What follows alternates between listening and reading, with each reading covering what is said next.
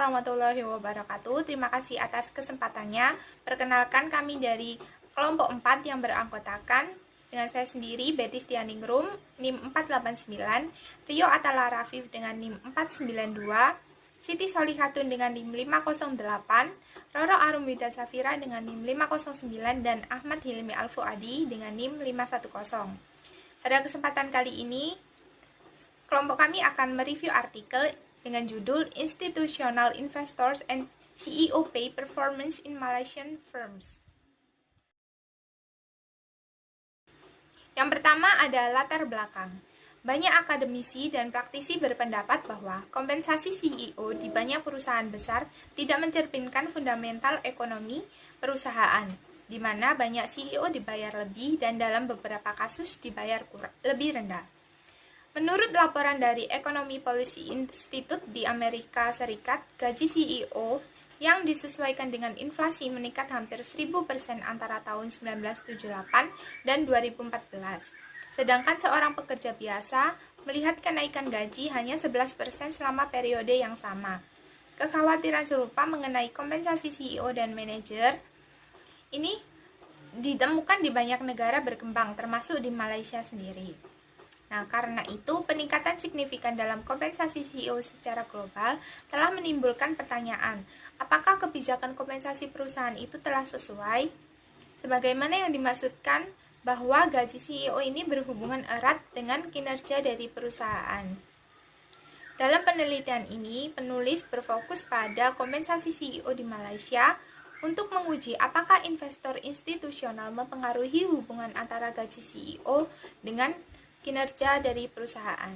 Sekian presentasi dari saya, selanjutnya akan dijelaskan oleh rekan saya.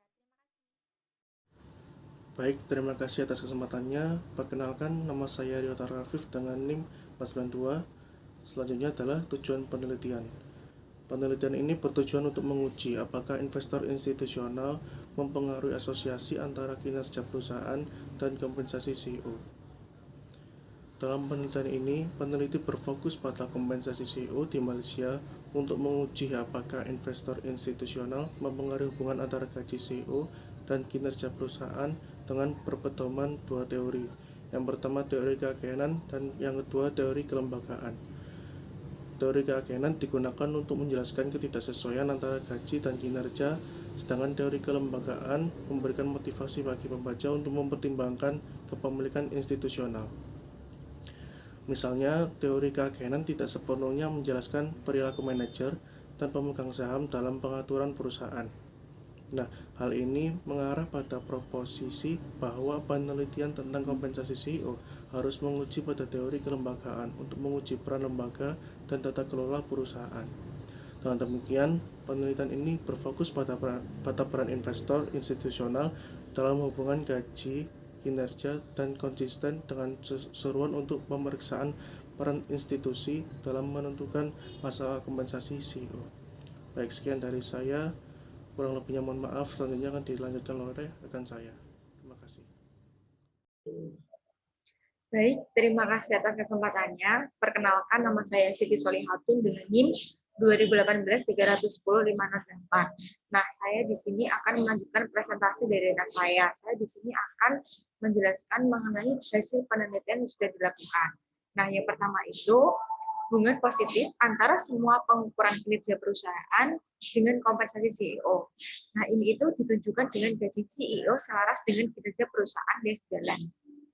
Kemudian yang kedua, pengujian efek yang dilakukan oleh investor institusi antara kerja perusahaan dan kompensasi CEO memiliki hubungan yang positif.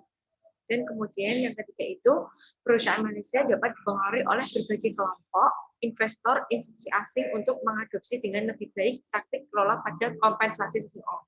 Nah, jadi intinya itu, hasil dari penelitian adalah memberikan wawasan baru mengenai hubungan investor institusional dan hubungan kinerja perusahaan kompensasi CEO dalam ekonomi berkembang. Terima kasih presentasi dari saya, dan selanjutnya akan dilanjutkan oleh rekan saya. Terima kasih atas kesempatannya. Selanjutnya saya akan menjelaskan tentang implikasi praktik. Penelitian ini berkontribusi pada pasar yang berkembang di Malaysia.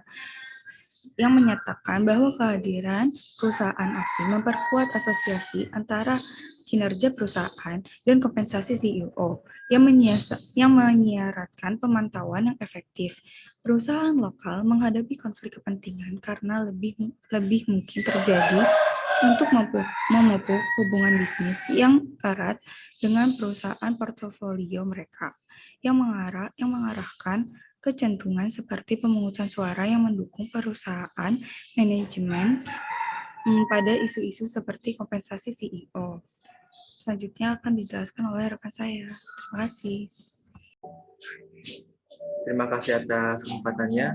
Perkenalkan, nama saya Ahmad Juman Fuadi, NIM 510. Di dalam artikel ini memiliki beberapa keterbatasan. Yang pertama, dari periode sampel yang dibatasi hingga 10 tahun. Jadi, karena hal itu mungkin tidak dapat digeneralisasikan ke periode yang lain. Kemudian keterbatasan yang kedua yaitu variabel dari kompensasi CEO yang terbatas hanya pada kompensasi tunai. Kemudian yang ketiga, meskipun peneliti menyediakan uji variabel instrumental untuk endogenitas, tapi peneliti tidak dapat sepenuhnya mengesampingkan endogenitas. Nah, endogenitas ini merupakan variabel atau perubahan yang muncul secara internal dari suatu model atau sistem. Nah, suatu variabel disebut endogenik itu ketika bergantung pada variabel lain dari sistem. Misalnya kita mengetahui bahwa variabel X1 ini mempengaruhi X2, tetapi kita tidak tahu apakah X2 ini juga mempengaruhi variabel X1. Oke, mungkin cukup sekian dari kelompok kami. Jika ada salah kata, kami mohon maaf. Terima kasih. Wassalamualaikum warahmatullahi wabarakatuh.